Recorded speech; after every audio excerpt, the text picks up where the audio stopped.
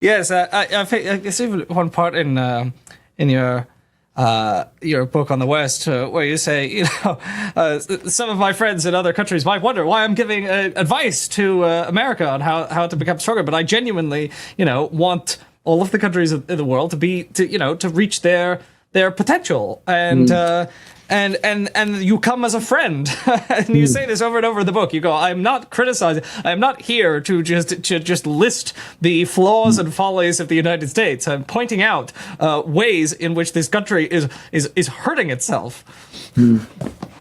Yeah. So my goal is to help the United States become stronger and more effective. Yeah. But I want to talk a little bit more about the United Nations. Because the U.S. relationship with the United Nations is a little strange. I mean, you say that in your time there, just looking at your memoir here, one constant was U.S. domination of the United Nations Security Council. And in many ways, the United Nations Security Council is, I think rigged is a strong word, but set up in a way that gives a certain disproportionate or unfair power to the great power countries, and is at a fair system. And yet, in the United States, we still disdain the UN and international law for putting too many constraints on U.S. action, despite our outsized role there. Can you talk a little bit about the U.S. relationship with the United Nations? Well, the U.S. relationship with the UN is a paradoxical one. I mean, the Americans always complain that the UN is constraining them. The reality is that the 5 permanent members of the UN Security Council, United States, Russia, China, UK, and France, they are essentially 5 dictators. What do I mean when they say 5 dictators? They cannot be removed. If you had an election in the UN General Assembly to say that we would like to remove, let's say, France as a permanent member, France has the right to veto the resolution. So you cannot remove them. There are 5 dictators. But because of the power that they have, they effectively control the UN. And one thing that the P5 agree upon, even though they quarrel on many issues, they all 5 don't want to have a strong Secretary General. In fact, when they select a Secretary General, the first quality they look for is that the Secretary General must be completely spineless. And if he's not spineless, he cannot be selected. Of course, subsequently, some Secretary Generals discovered to have a spine, like Kofi Annan, who was a very good Secretary General, and he was not spineless, But, like the present one, the present Secretary General, most people feel should have taken a much stronger stand on issues like Gaza and, Ukraine and all that, to play a more active role. But he's been very passive, and that's not necessarily a good thing, So I think I've argued that the 5 permanent members should realize that it is now in their interest to see a more effective United Nations. So when they select the next Secretary General, try to pick a dynamic CEO, someone who's brave, ambitious, and driven, and see whether or not we can push the organization to a better direction. One of the things that comes across in portion of your memoir about your time at the United Nations is just what an extraordinary institution it is. I mean, it really is a place where the peoples of the world, and you say that the representatives that come to the United Nations, they are really the representatives of the people of the countries. You say they are genuinely putting forth those countries' positions, and so you actually have the whole world hashing out these important debates. And if we had an institution where there was a little more fairly structured, we really have something that is the prototype or the beginning of an institution that could really perform quite effective global governance. Yes, I mean, because at the end of the day, there are 8 billion people on planet Earth.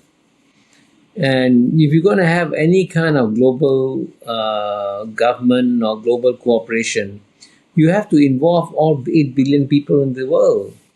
And the only place where the 8 billion people of the world are represented is in the United Nations.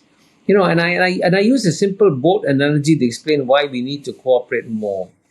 in the past, when you have 8 billion people living in 193 separate countries, it was as though they were living on separate boats.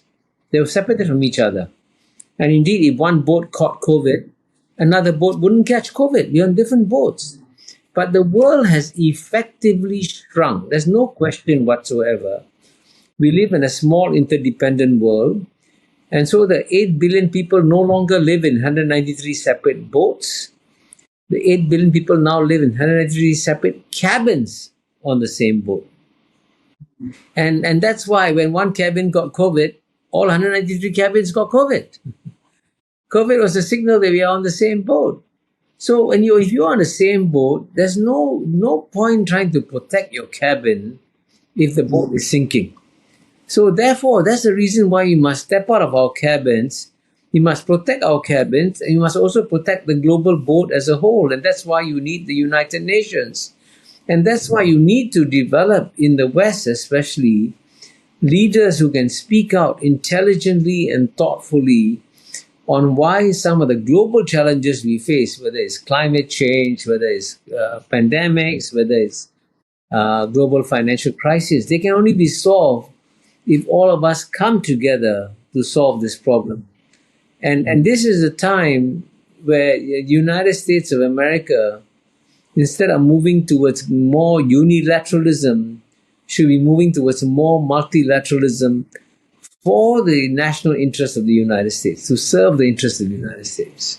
And that's something our young Americans will understand and grasp and push for. And just to conclude here then, as I mentioned, to return to where we started, while your books are full of quite depressing examples of horrific strategic blunders that have cost many human lives, of missed opportunities, of misunderstandings, and your books contain warnings about the terrible things that could happen in the future if the West does not, heed these lessons and develop a certain set of humility and self-understanding and understanding of the direction that the world is taking. While all of that is the case, ultimately, you always conclude with this note of optimism. That is to say, if we can develop this kind of deeper understanding of our world and one another, there really is no limit to the human potential, and we could build quite a remarkable future. You yourself, grew up in deep poverty in Singapore. Your story, your story living the Asian century is an incredible story of not just the change in your own circumstances, but the change that you outlined at the beginning in the Asian countries generally. I mean, you saw that happen. You saw really wondrous transformations, and there's no reason we couldn't have more of that in the future. Yeah, I actually believe I'm still very much optimistic for the future, because I think we have now developed the capabilities to improve the human condition dramatically. So less and less people are starving, maybe except in Gaza. Less and less people are dying, and in conflicts even. So we are moving towards a better human condition, and we can possibly create a much more peaceful and prosperous world than the one we have. We have the resources, we have the means, and we have the intellect to do that. But what is holding us back is that our minds are still set in the 19th and 20th century, especially in geopolitics.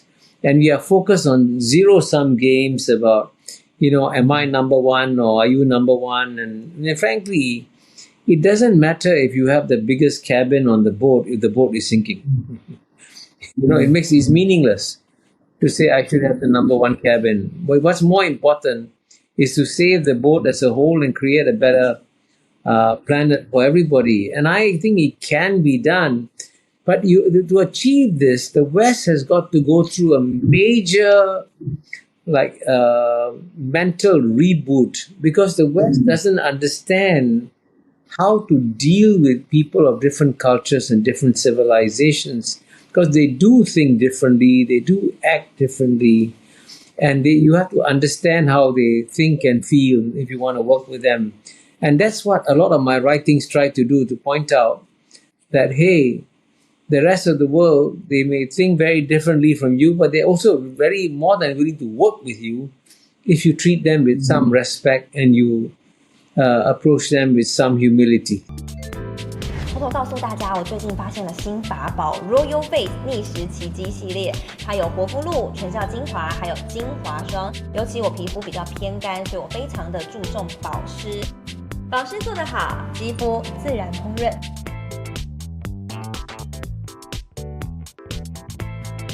提亮肤色更年轻，抚平皱纹超有感，而且气色变好。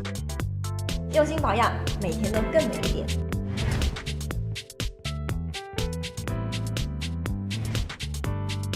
美吧。